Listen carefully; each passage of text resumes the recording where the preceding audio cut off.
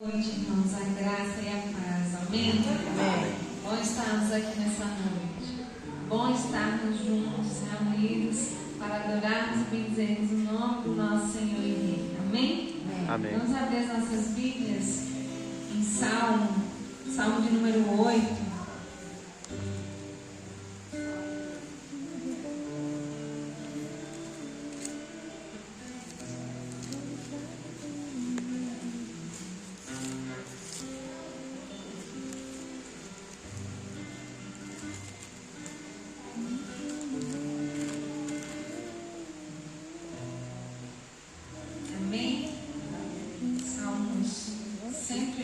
Diz assim: firme está o meu coração, ó Deus, cantarei e entoarei louvores de toda a minha alma.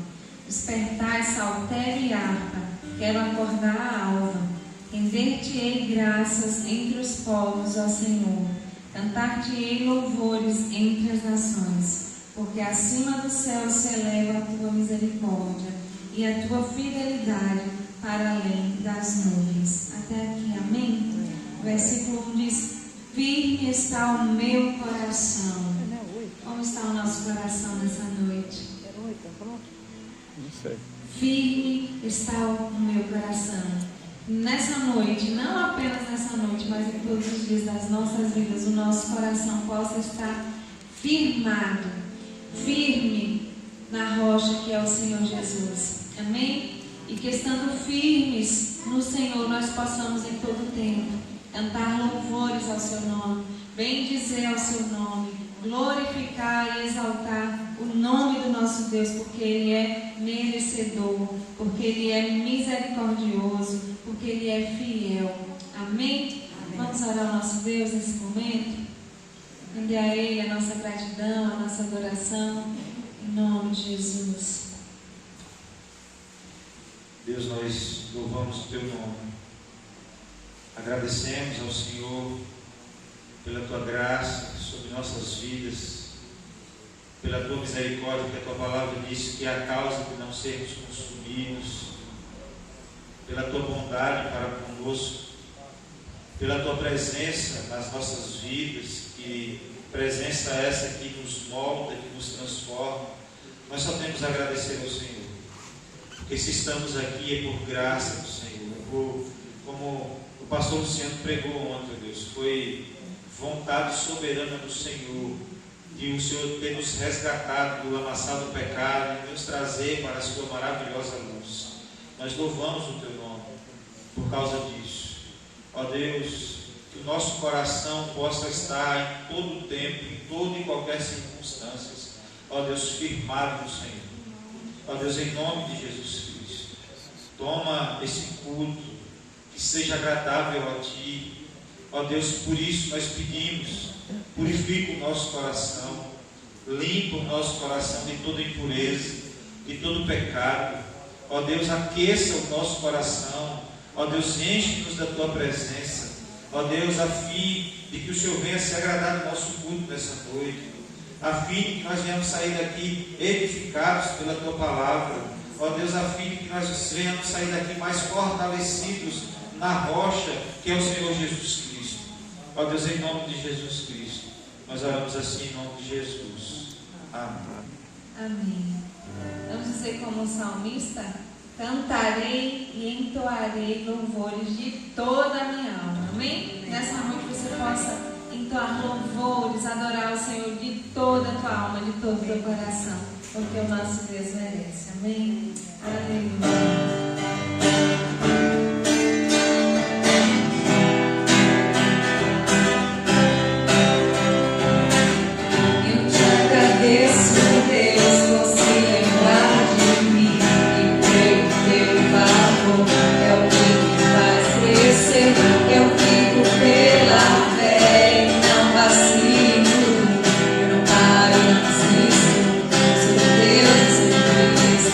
Você mudou.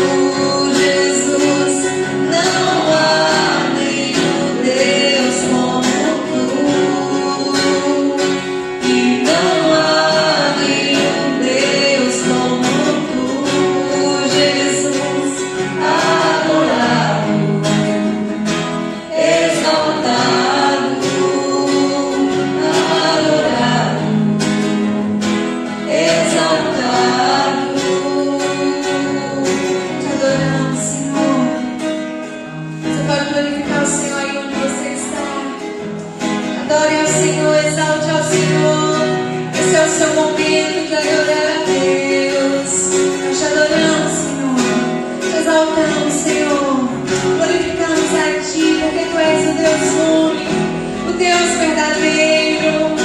Ó Deus, outros deuses são feitos por mãos humanas. Tem olhos, mas não veem. Tem boca, mas não falam. Tem ouvidos, mas não ouvem. Tem mãos, mas não podem tocar. Mas tu és o Deus único e verdadeiro, aquele que nos ouve, aquele que olha para nós com seu olhar de misericórdia, aquele que fala conosco, aquele que toca no mais profundo dos nossos corações. Tu és esse Deus, o único Deus que com um toque pode nos sarar, pode nos restaurar. Tu és esse Deus maravilhoso, tu és esse Deus poderoso, Senhor. Nós te adoramos com toda a intensidade do nosso ser. Meu Deus, porque por mais que tentemos expressar tudo que o Senhor merece, jamais iremos conseguir. Mas o Senhor merece toda a honra e toda a glória. Somente o Senhor merece toda a honra e toda a glória. Não há nenhum Deus como tu, Jesus. Não há nenhum Deus como tu. E não há nenhum Deus como tu, Jesus. Adorado, exaltado. E não há nenhum Deus como tu, Jesus. Não há nenhum Deus como tu. E não há nenhum Deus como tu, Jesus. Adorado, exaltado, adorado, exaltado.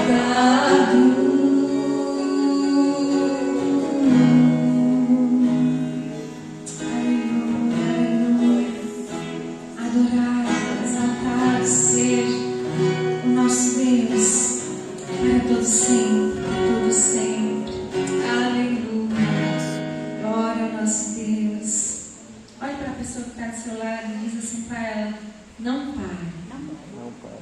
Não pare, ainda que esteja difícil, ainda que às vezes parece que a gente não vai conseguir. Não pare, o Senhor é contigo, amém? Amanheceu, anoiteceu, parecia ser apenas mais um dia como qualquer outro. Estava cansado, sem forças, desanimado, decidido a largar tudo e parar.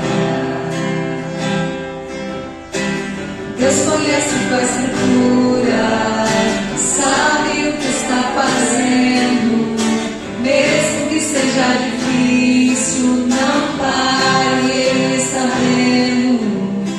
Colheu todas suas lágrimas e mandou a te falar: pegue o que Ele te entregou e volte para o mar, que é o seu lugar. Quem mandou largar a rede? Quem mandou você parar? Volte para o maior, no lugar da tua vergonha eu vou te honrar. Quem mandou largar a rede? Quem mandou você parar? Volte para o maior, no lugar da tua vergonha eu vou te honrar. Filho, eu vou te honrar. Fortalecemos, Senhor, fortalecemos para que jamais venhamos olhar para trás. Amanheceu, nada aconteceu, parecia ser apenas mais um dia como qualquer outro. cansar, sem forças, desanimado, decidido a largar tudo e parar. Mas Deus conhece, faz cura, sabe o que está fazendo, mesmo que seja difícil, não pare, Ele está vendo. Colheu todas suas lágrimas e mandou a te falar: pegue quem te pegou e volte para o mar, que é o seu lugar. Quem mandou largar a rede, quem mandou você parar, volte para o mar, volte no lugar da tua vergonha, eu vou te honrar. Quem mandou largar a rede, quem mandou você parar, volte para o mar, no lugar da tua vergonha, eu vou te honrar. Filho, eu vou te honrar.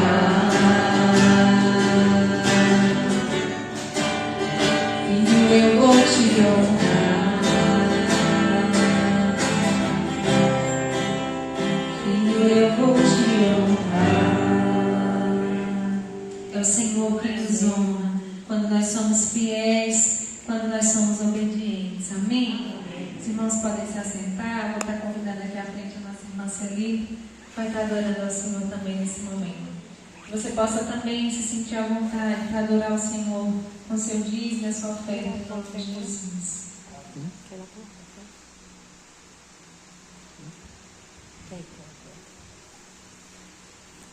Salve os irmãos na paz do Senhor. Amém. Senhor meu Deus, quando eu maravilhado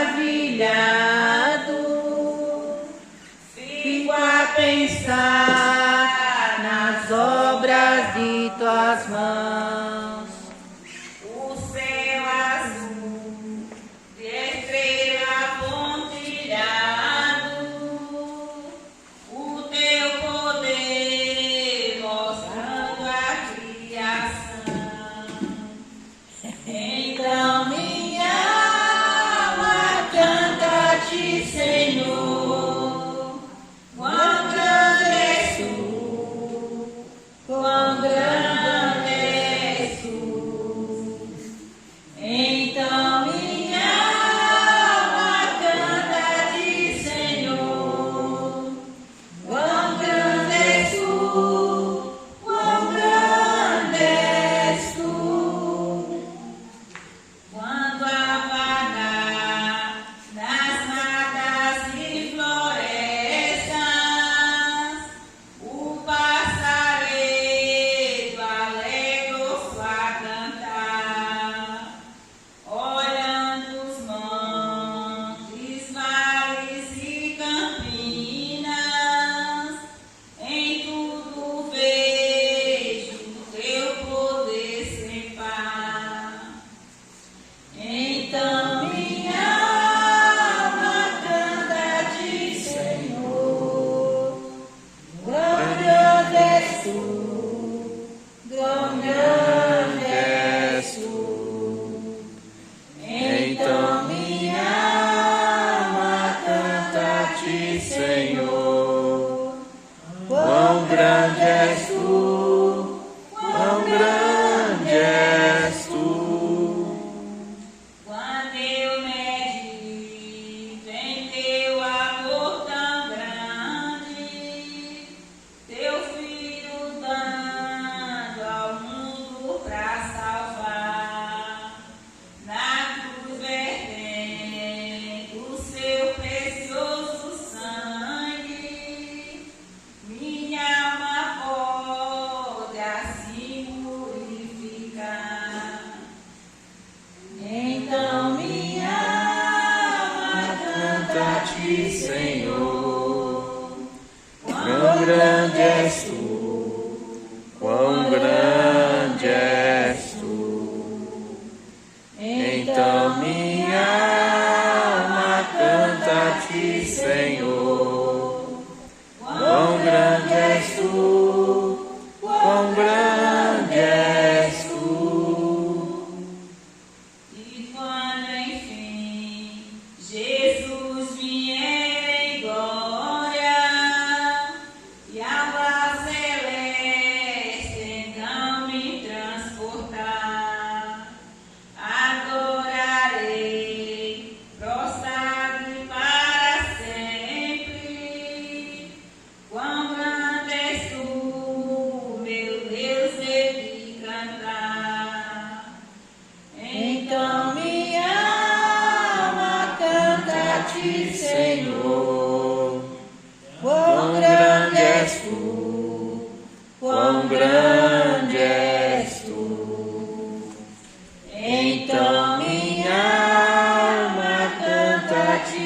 Senhor.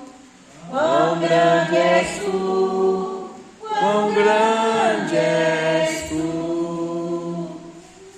Amém.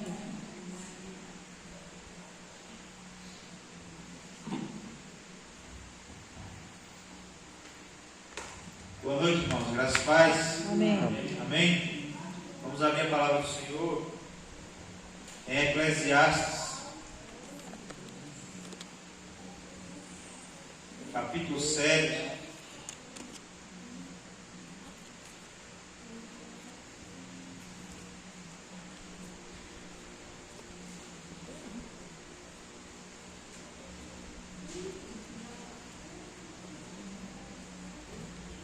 Salmos, Provérbios, Eclesiastes. Capítulo 7.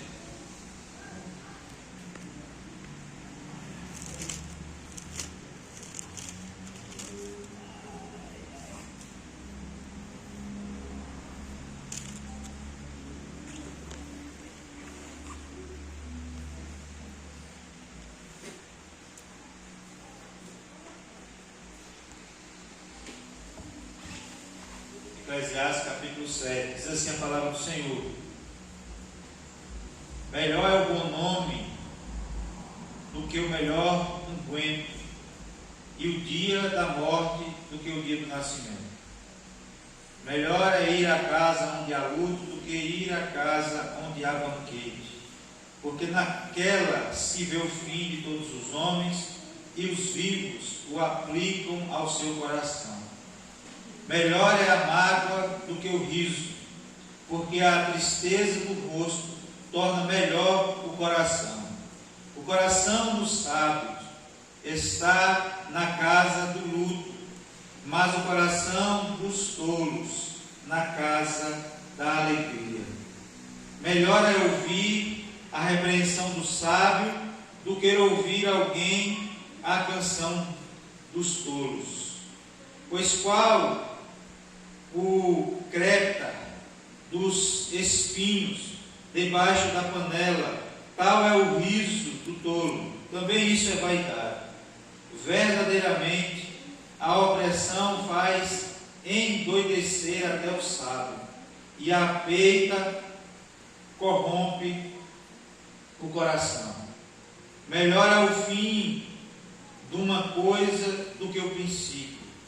Melhor é o paciente do que o arrogante.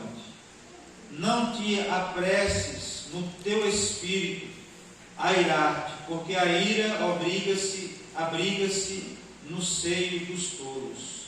Não digas, por que razão foram os dias passados melhores do que estes? Porque não provém da sabedoria esta pergunta. Tão boa é a sabedoria como a herança, e mais proveito para os que veem o sol. Porque a sabedoria serve de defesa, como de defesa serve o dinheiro, mas a excelência da sabedoria é que ela preserva a vida de quem a possui. Considera as obras de Deus, porque quem poderá endireitar o que ele fez torto? No dia da prosperidade regozija-te, mas no dia da adversidade considera, porque Deus fez tanto este como aquele, para que o homem nada descubra o que há de vir depois dele. Amém? Vamos orar mais uma vez ao Senhor. Pai, obrigado, ó Deus, pelo momento de louvor que tivemos. O Senhor certamente nos edificou, ó Deus, nos abençoou, e um pedido que nós fazemos é que o Senhor receba os nossos louvores como sacrifício de louvor agradável ao Senhor. Ó Deus, bem como as ofertas e os dízimos que foram depositados no altar do Senhor, em forma de gratidão e adoração a Ti. Louvado seja o Teu nome. Agora, Deus, pedimos que o Senhor fale aos nossos corações, ministre aos nossos corações, ó Deus, em nome de Jesus Cristo, ao louvor da Tua glória. Amém. Amém.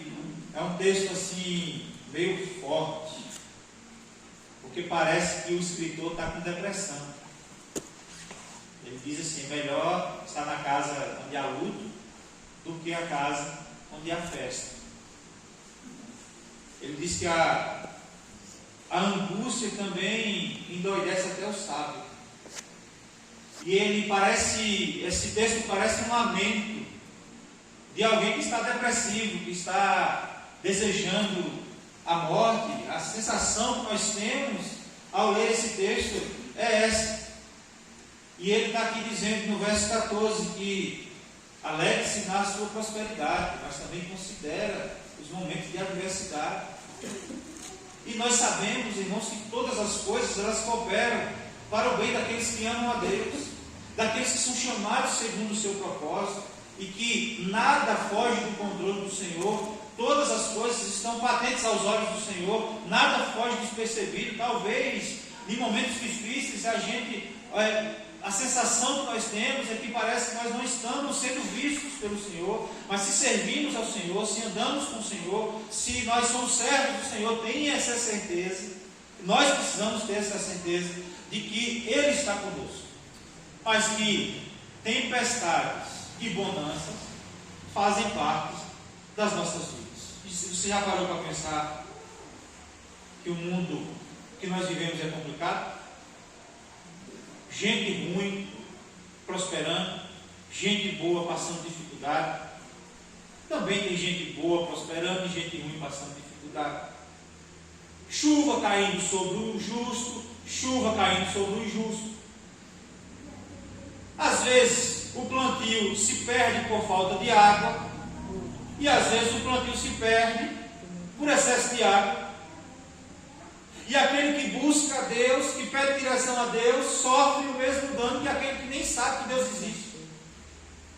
E parece isso muito estranho e muito complicado. É a graça que nós chamamos na teologia de graça comum, que é a todos. Deus derrama a graça, abençoa o justo e abençoa o injusto às vezes. São tantas as coisas ocorrendo ao nosso redor que muitas vezes nós não conseguimos compreender.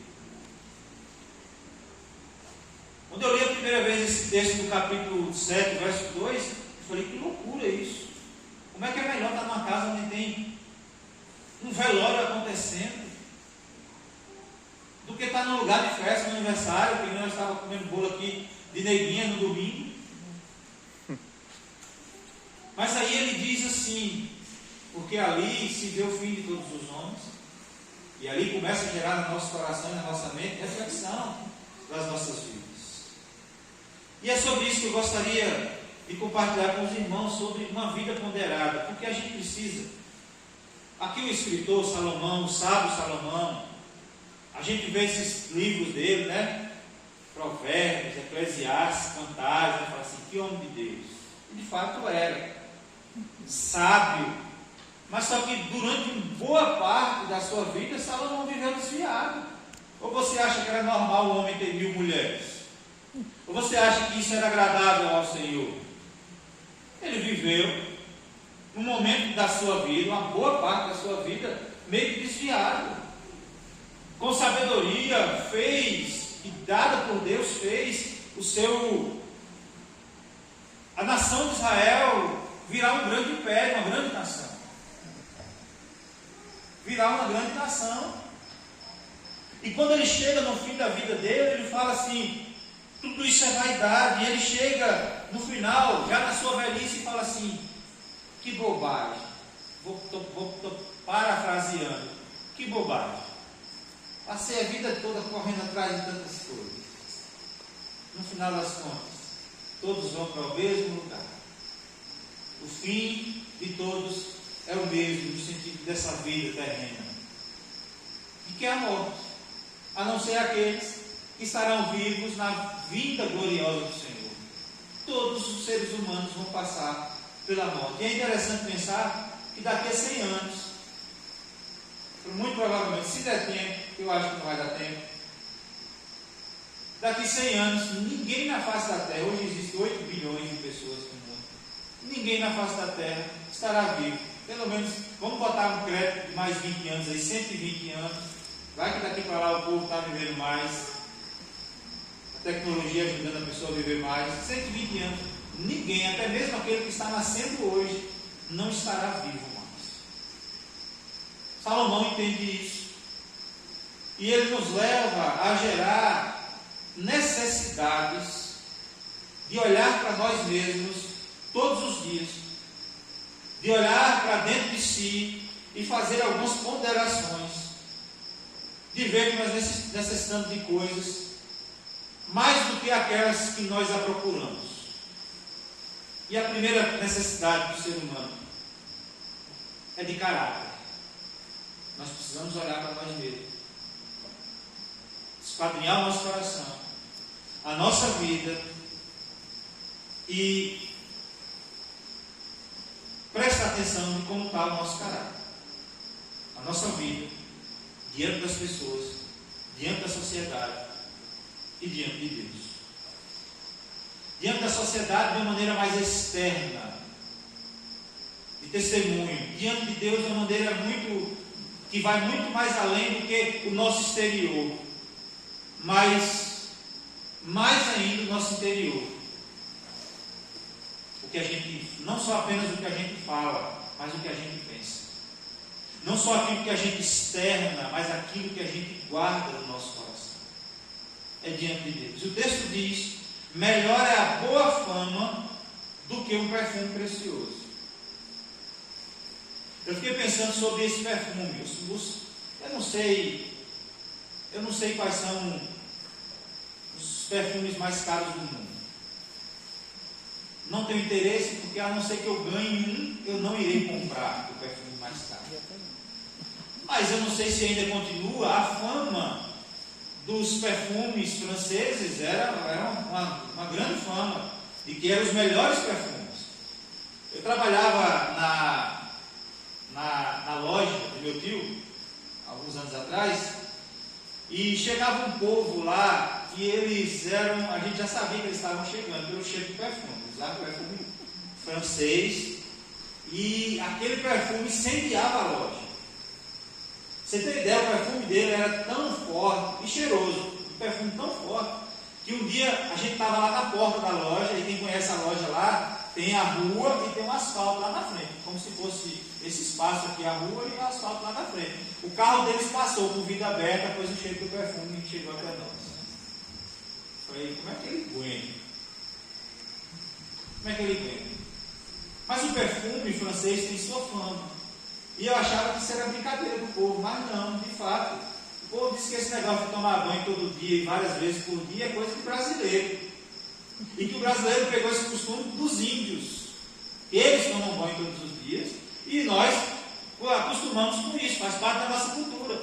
Mas que países como os da Europa, eu até imagino, porque é muito frio, e esse povo não toma banho, não é um hábito de estar tomando banho toda hora, não. A gente aqui às vezes toma banho quando acorda, toma banho para almoçar, toma banho para dormir. Hoje mesmo é um dia que se toma banho para dormir, por causa do calor. Mas aquele povo não tinha, então para mascarar a sua sujeira, a sua inhaca, fazia um perfume forte e bom, para poder mascarar. E quando eu vi o escritor Salomão falando sobre melhor é a boa fama do que um perfume precioso, um unguento precioso, de que às vezes as pessoas estão mascarando a sua sujeira com um bom perfume. Tem gente que se mostra ser rico por aparência, mas não tem paz porque é o tempo todo recebendo, o povo batendo na porta, cobrando. E tem gente, e aí quando nós olhamos para o mundo dessa forma, a gente olha assim, o mundo é assim. Mas o pior do que isso é quando nós olhamos para dentro das igrejas hoje, a gente vê pessoas com caráter comprometido, não só na área financeira, mas em muitas áreas.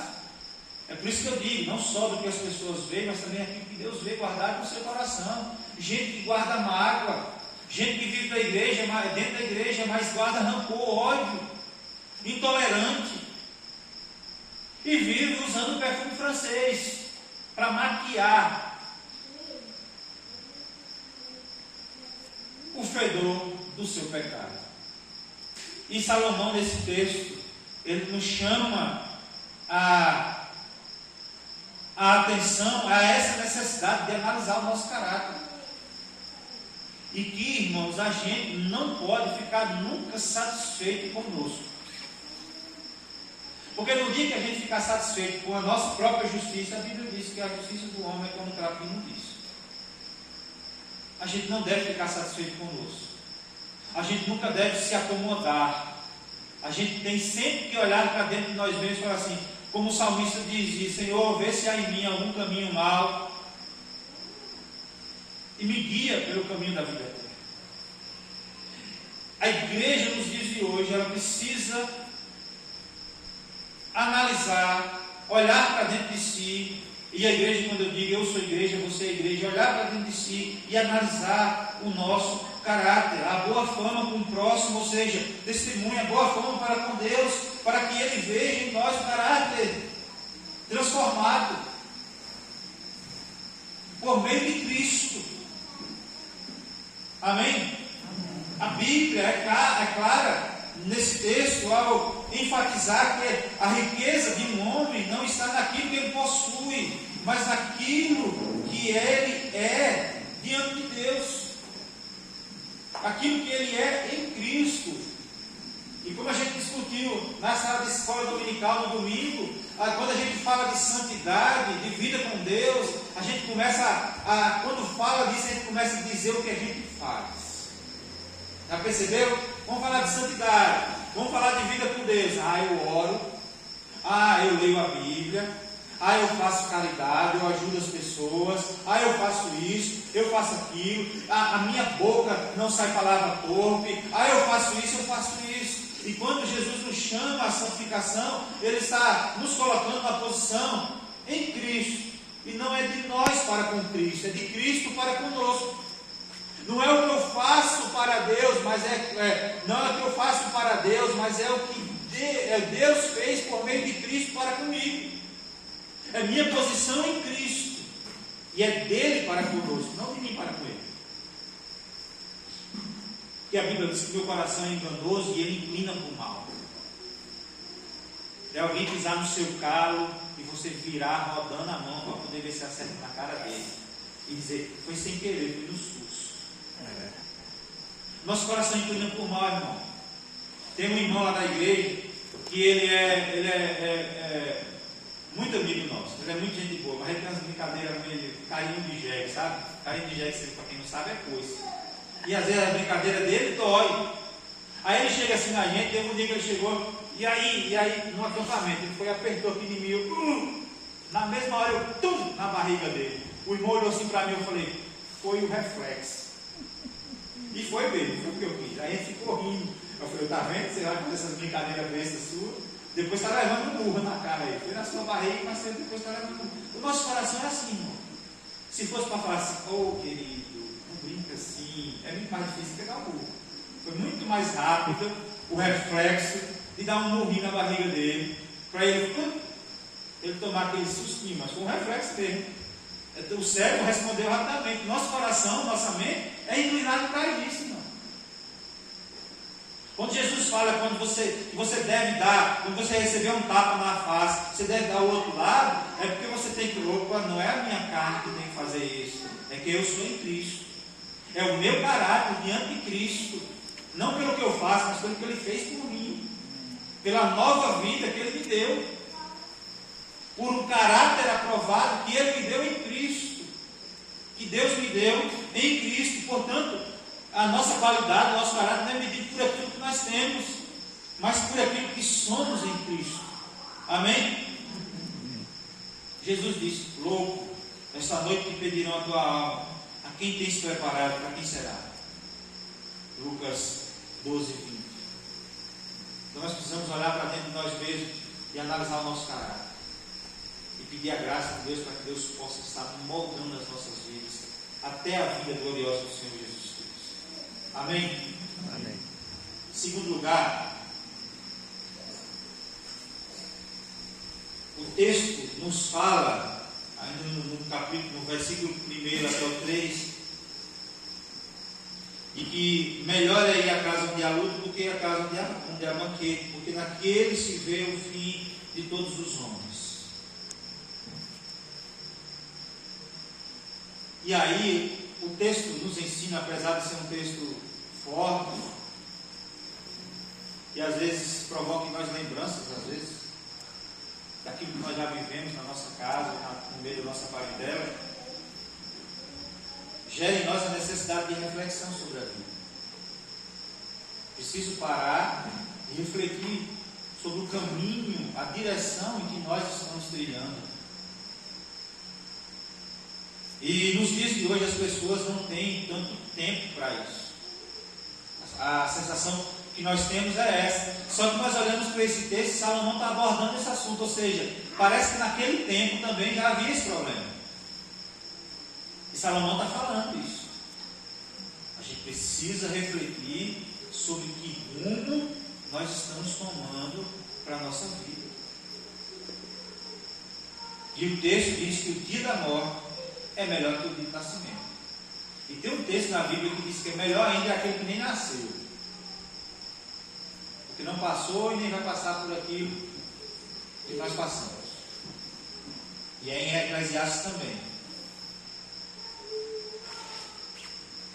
Só que isso, como nós não fomos feitos para a morte, a Bíblia diz que Deus gerou o homem para viver eternamente com Ele. É por isso que depois, com o pecado, nós perdemos essa eternidade. Depois, em Cristo, nós ganhamos. Para o mundo é desesperador saber que a vida um dia vai acabar. E para onde irá? Para onde nós iremos? Tem gente que pensa assim: comamos e bebamos que amanhã morreremos. Fala assim: morreu, acabou, enterra e acabou. E a gente sabe que não é isso. Que a realidade da vida é que essa vida, quando se findar, não é o fim de todas as coisas, mas sim o início de uma eternidade. E que a gente não tem nem noção do que é essa eternidade. Do que é essa eternidade. De fato, a gente sabe que a vida toda a vida, o tempo todo, nunca mais vai acabar. Mas a gente não sabe o que é isso, porque nós somos finitos aqui na Terra. E que no final desta vida, sendo o início para a nova vida, gera reflexão para que vida nós queremos. Porque existe vida eterna após a morte. Mas qual a vida eterna que você está preparado para isso? A vida eterna com Cristo ou a vida eterna no inferno? Porque esta nós não podemos negar. Esta é uma realidade que nós não podemos negar, principalmente nós cristãos. Existe vida após a morte, e que vida é que nós teremos? Vida eterna, com Cristo. Gozo eterno, como a Bíblia diz. Onde o apóstolo João lá em Apocalipse vai dizer, onde não haverá mais choro, nem dor, nem pranto. Onde a glória do Senhor iluminará toda aquela terra, todo aquele lugar. Onde ele já não vê mais Cristo como um homem. Ele não vê mais Cristo surrado, machucado pela crucificação, pelos cravos, com suas mãos feridas pelos cravos. Onde nós veremos um Cristo glorificado, um Cristo poderoso, com seus olhos que tudo vê, com seus cabelos alvos como a neve, com suas mãos que sustentam a igreja.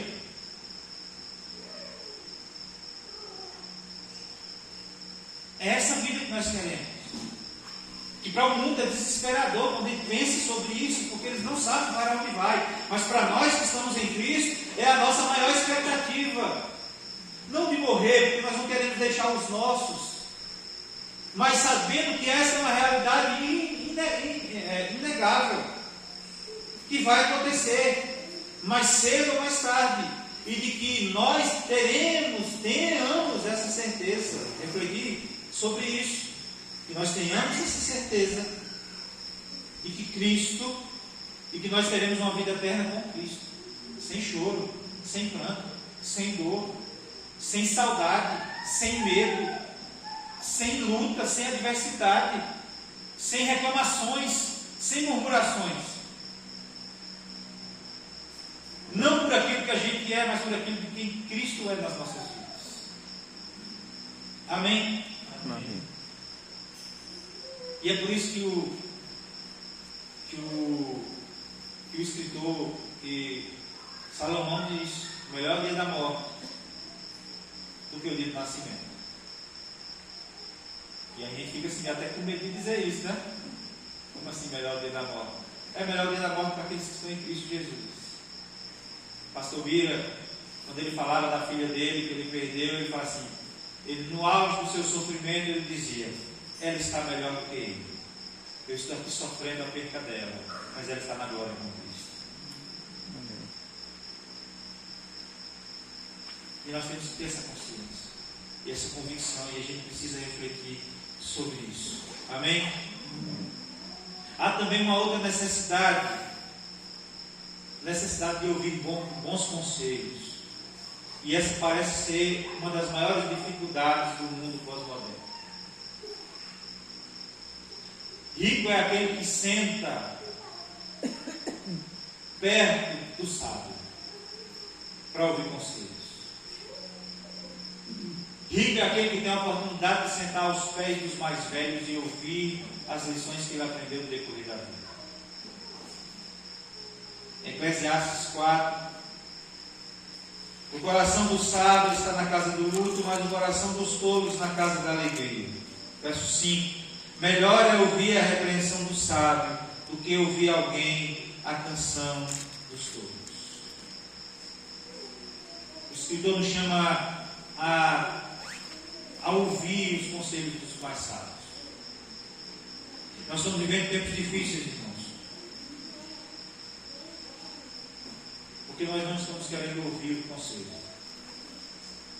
Os nossos filhos têm dificuldade de ouvir os nossos conselhos. Os mais novos consideram-se melhores e mais inteligentes do que os mais velhos, mais sábios do que os mais velhos. E nós, é prova viva disso, porque quando nós ouvíamos os nossos pais nos dando conselhos quando nós éramos jovens, a gente tinha essa sensação de que nós éramos mais sabidos do que eles. Esse povo era um povo careta, um povo antigo. Aí a gente cresce, forma família, gera filhos, e a gente se encontra num momento dando os mesmos conselhos dos nossos pais aos nossos filhos. E é assim em toda a história. Nunca muda e não vai mudar. E aqueles sábios, jovens sábios, que acabam ouvindo o conselho do pai e da mãe, ou de quem quer que esteja próximo de você, são bem-sucedidos. E a gente não diz bem-sucedido financeiramente, não simplesmente isso, mas bem-sucedidos na vida. Constrói família, constrói muitas vezes patrimônio, constrói uma reputação na sociedade, vive uma vida digna, arrependidos dos seus pecados e vivendo o evangelho que seus pais ensinaram.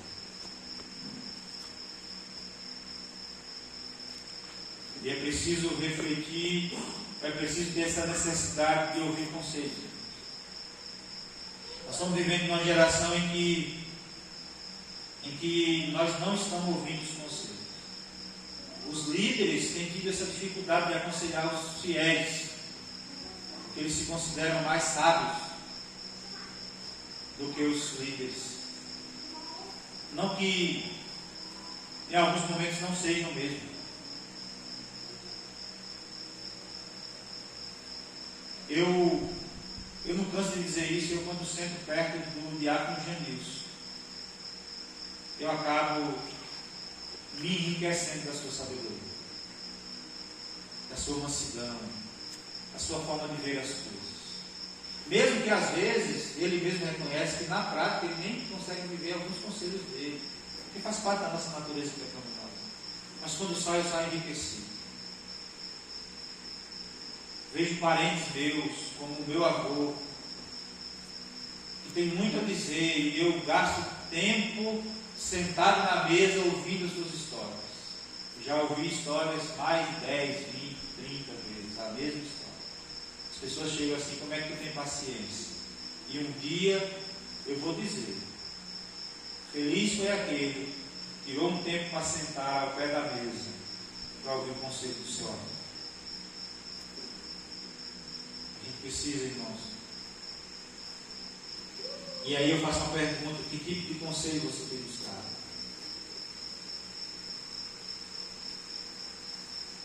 De você mesmo? Do mundo? Qual tem sido a sua referência para viver uma vida santa e agradável a Deus? A gente estava falando lá. Essa juventude tem um tipo de prosa que a palavra torto não sai da boca, só xingando. Coisa que para nós é xingamento, para eles faz parte do vocabulário deles normal. Parece que é assim. E lá em casa, fazer que nem a Aline Barros, qual é o palavrão que você mais fala? O palavrão que a gente mais fala lá em casa talvez seja paralelepípedo. E aí, essa foi uma palavra de Aline Barros, quando uma entrevistadora perguntou: qual é o palavrão que você fala? Ela falou: é esse. Você não fala nenhum palavrão? Não. Não faz parte do meu vocabulário. Também não faz parte do nosso vocabulário lá em casa. E Elise, a referência de Elise é quem? Nós. Graças a Deus, até agora, a maior referência de Elise somos nós. E ela chegou no ambiente e viu que muita gente estava falando palavrão. E ela olhou assim para a Amanda e disse: que o povo aqui fala palavrão. E aí a Amanda falou: pois é, eu estou percebendo isso também. Aí ela ficou assim, porque ela não está acostumada com isso. E ao mesmo tempo eu me alegrei, nós nos alegramos, porque o referencial dela não é o mundo, somos nós. E eu posso dizer isso com propriedade. Eu passei muito tempo da minha vida, não quebrei a cara porque eu ouvi conselho da minha mãe. Às vezes o conselho vinha com 5, vinha. Com a sandalhada, vinha. Porque a Bíblia diz que para tirar a tolice do coração da criança tem que ser com disciplina mesmo. E o texto diz assim, o provérbio diz assim, que umas palmadas não a matarão, muito pelo contrário, as livrarão da morte. Então aquele que ouve o conselho do sábio, aquele que ouve o conselho do sábio, será bem sucedido. E a gente precisa parar para ouvir e buscar na fonte certa. Amém? Amém. E em quarto e último lugar, necessidade de sabedoria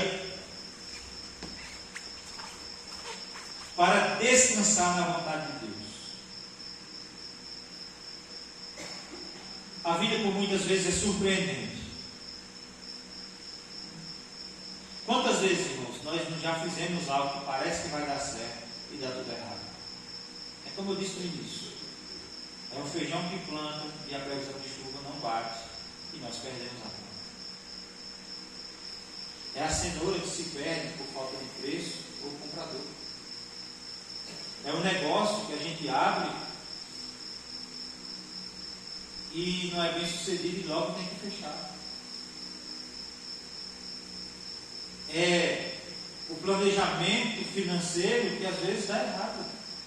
Vem uma enfermidade e lhe quebra o seu planejamento financeiro. Ou seja, são as tempestades e a adversidade da vida. E nós temos, baseado na palavra de Deus, um caminho a seguir. Necessidade de sabedoria. Porque não adianta ficar impaciente. A impaciência não vai resolver o problema. Não adianta ficar irado. A ira não vai resolver seu problema. Não adianta murmurar, pois a murmuração não resolve seu problema. Não adianta questionar, e questionando também não vai resolver. E nem adianta, como Tiago diz, não andeis ansiosos por coisa alguma. Ficar ansioso porque a ansiedade também não vai resolver o seu problema. O sábio, ele compreende isso e ele descansa na vontade soberana de Deus. É por isso que nós somos chamados. É por isso que Salomão acertou quando ele pediu sabedoria.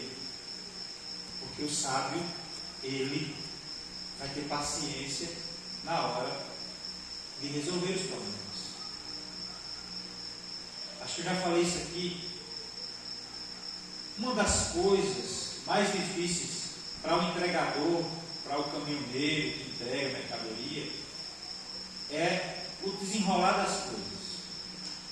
Quando chega a mercadoria no mercado ou numa loja, geralmente esses entregadores eles são avechados, porque ele tem meta a cumprir. Ele acorda de manhã e fala assim: vou entregar no Napão, vou entregar no Canarana, vou entregar lá não sei aonde, durmo não sei aonde, que é para eu terminar tal dia, para poder tal dia estar em casa. E ele trabalha nesse sentido, e quando alguma coisa dá errado, esses caras ficam nervosos demais.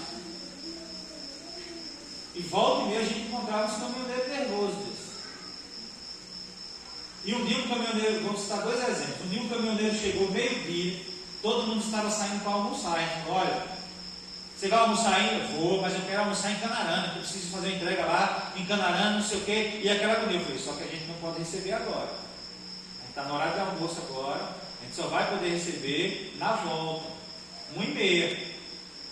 E ele ficou nervoso e não sei o que. Eu falei: rapaz, vai almoçar, estaciona o caminhão aí, vai almoçar, o restaurante aqui, vai almoçar. Quando você terminar de almoçar, a gente também terminou e vai estar aqui, você vai e descarrega o caminhão. Pois eu não vou entregar não. Tudo bem, se você quiser ir embora, levar a carga junto, você pode levar. O que é que ele fez? Para adiantar a coisa, ele pegou e foi para Canarana. E chegou lá, o cara enrolou ele também, demorou para receber a entrega dele. Porque também estava no horário do almoço, lógico. E aí, o que é que ele fez? Ele pegou e demorou lá. E foi chegar, já era quase na hora de fechar a loja. Ele falou assim: pronto, você não quis esperar. Aí não foi ele, né? O dono da loja. Você não quis esperar, os meninos já estão saindo do trabalho. Você agora só vai descarregar amanhã. Você vai ter que ficar aí, dormir aí no caminhão, vai esperar. Moço, não sei o que, não sei o que. A gente falou para você, você foi ignorante com a gente e você não nos deu atenção. Ansiedade, o avexame, não resolveu o problema dele, piorou o problema dele. Porque se ele descarrega, 1h30 descarregava, porque já estava certo.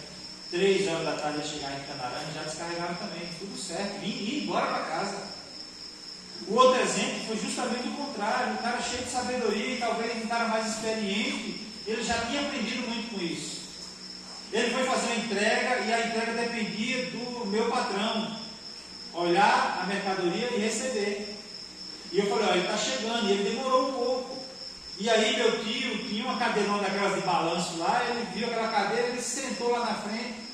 E eu já acostumado com o nervosismo desse caminhoneiro, eu peguei e de vez em quando eu largava o balcão lá e falava: vai, desculpa aí, porque ele está demorando um pouco. Nada, estou tranquilo.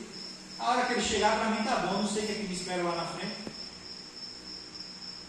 Então ele já tinha sabedoria o suficiente para esperar sem ansiedade, sem nervosismo, sem nada desse tipo.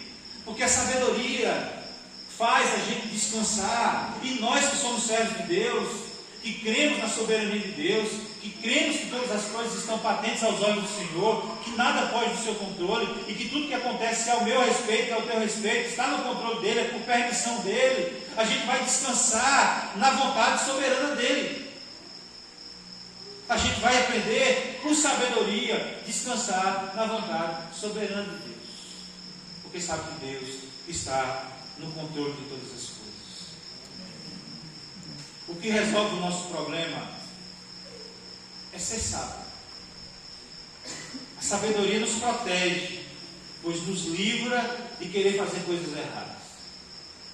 A sabedoria nos faz olhar para Deus, não para o mundo, pois é Ele quem resolve os nossos problemas. Nós cremos nisso. A sabedoria nos faz entender que Deus age de diversas formas e que muitas vezes nós não compreendemos, pois todas as situações que enfrentamos fazem parte do aprendizado que Ele tem para cada um de nós. É aquilo que eu digo: Se Ele te faz passar por abundância, o apóstolo Paulo já dizia isso. Eu sei viver em toda e qualquer situação. Eu já tive comida demais. Eu já tive escassez. Portanto, eu sei viver com muito ou com pouco. E a gente sabe que tem gente que sabe viver com muito ou com pouco, sem reclamar, porque ele sabe que todas as coisas vão cooperar para o bem dele. É aquilo que a gente sempre diz, e eu venho batendo na tecla: o deserto não é para nos destruir, é para nos ensinar, para nos fortalecer. Para os irmãos, eu não vou falar mais desse assunto, mas para mim que passei por essa adversidade, eu aprendi lições para a minha vida. Que eu preciso carregar essas lições para o resto da minha vida. Portanto, não foi para me destruir. Não foi para me ficar 2 meses parado. Não foi para que eu pudesse ficar reclamando e questionando a Deus. Foi para que eu saísse dessa fortalecido com o aprendizado na vida. Que a igreja do Senhor possa viver assim, com essa necessidade, saber que tem uma necessidade de caráter, de refletir sobre a vida, de ouvir os bons conselhos e da sabedoria, aprendendo a descansar na vontade de Deus, sabendo que Deus está no controle de todas as coisas. Amém? Vamos orar mais uma vez.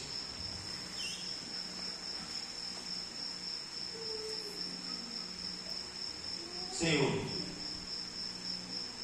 nos ajude nas nossas fraquezas. Nos ajude, ó Deus, tenha misericórdia de nós quando nós olhamos para o mundo, não para as coisas do Senhor. Tenha misericórdia de nós e perdoa-nos, ó Deus, quando nós vivemos como se a vida fosse só nessa terra, quando na verdade nós vivemos para a eternidade. E que nós precisamos, existe a necessidade do nosso coração de refletir sobre isso. Ó Deus, em nome de Jesus Cristo. Porque refletindo sobre essas coisas, as nossas ações e as nossas atitudes vai ser olhando para o alvo, que é Cristo. A nossa maior referência, Cristo Jesus. Por isso que recebemos esse nome de cristãos, porque vivemos e andamos como Ele andou. Ó Deus, em nome de Jesus Cristo, ajuda-nos nas nossas fraquezas, nas nossas dificuldades. Ó Deus, que nós possamos ter uma vida ponderada, de sabedoria, debaixo da graça do Senhor, em nome de Jesus. Amém. Amém. Deus nos abençoe, em nome de Jesus.